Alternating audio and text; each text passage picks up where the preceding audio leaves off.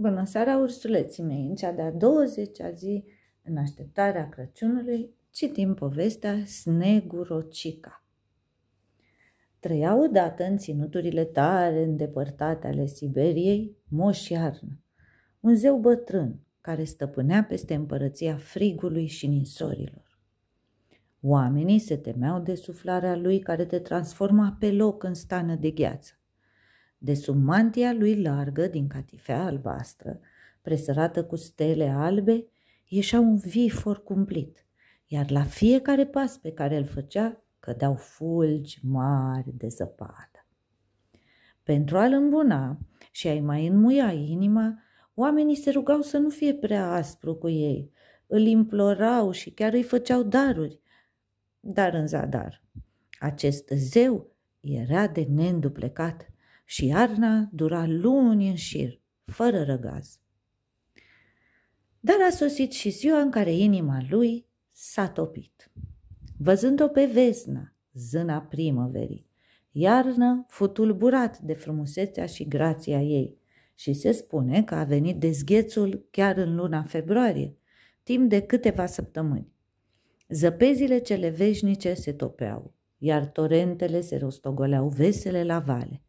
Moș Iarnă își pierduse capul și nu mai veghea asupra ghețurilor lui.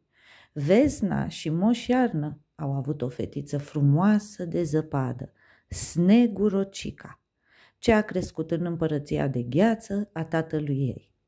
Bătrânul Moș Iarnă o adora pe Snegurocica și, mai presus de orice, se temea de razele lui Yarilo, zeul soare.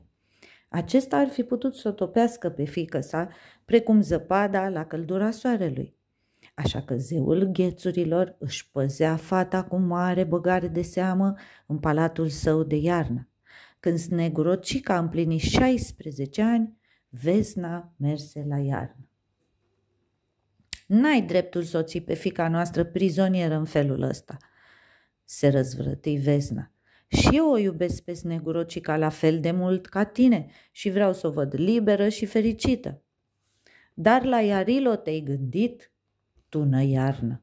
Snegurocica este gingașă ca zăpada, iar dacă el își îndreaptă razele spre ea, o să o topească.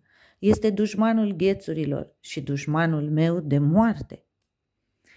La urma urmelor, șopti Vesna, fiica ta seamănă și cu mine. E sprintenă și vicleană și va ști să se ferească de razele lui. Redă-i libertatea. Te rog, Iarnă.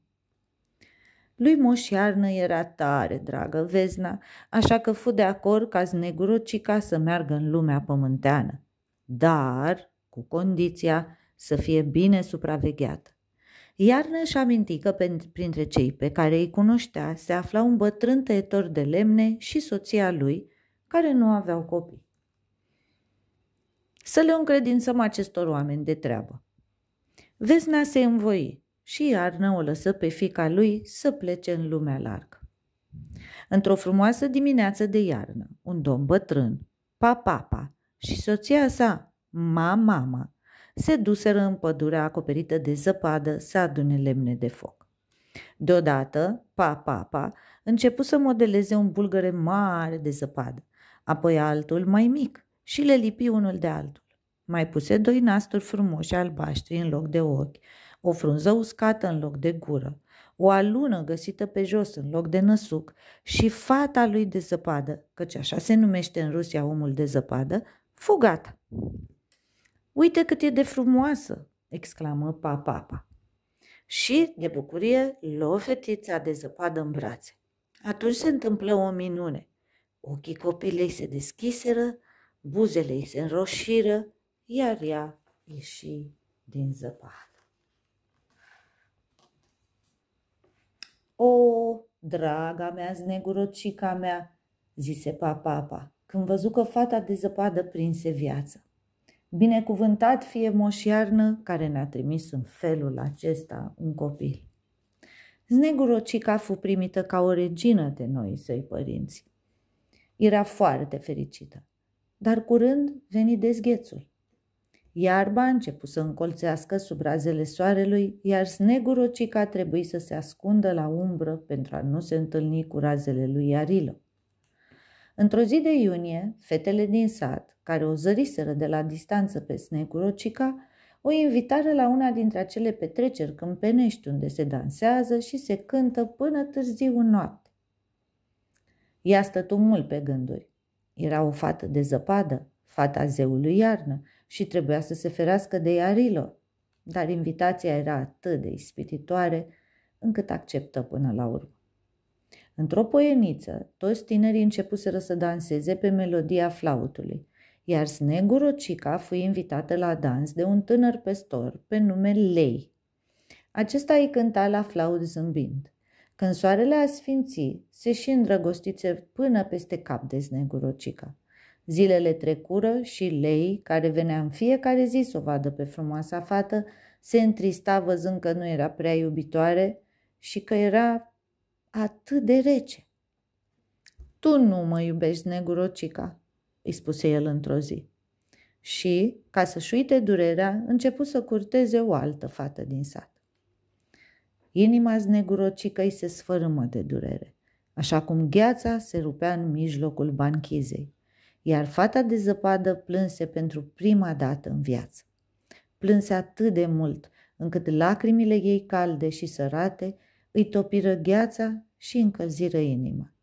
Devenea vie. Cât sufăr, se gândea el.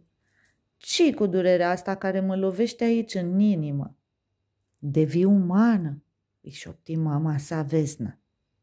Moș Iarnă își privea fiica din înălțimile împărăției lui de gheață și ofta, resemnându-se. Vine o zi în care fetele trebuie să-și părăsească tații, își spuse el, dar vino să mă vezi odată pe an. Snegurocica, și vom merge dincolo de zăpezi, dincolo de vânturi, să-i vizităm pe toți copiii. Snegurocica merse să-l caute pe Lei și să-i mărturisească iubirea ei. Te iubesc, Lei, te iubesc din toată inima, îi spuse ea, plângând de bucurie. Iar această dragoste mi-a dat viață. Sunt vie, Lei, foarte vie, datorită ție. Snegurocica se mărită cu păstorul ei și trăi fericită, de 1000 de ori fericită, până la adânci bătrâneți. Dar în fiecare an, la vremea Crăciunului, Snegurocica se ducea să-l vadă pe tatăl ei, zeul iarnă, și amândoi mergeau dincolo de zăpezi, dincolo de vânturi, să-i viziteze pe toți copiii și să le ofere daruri minunate.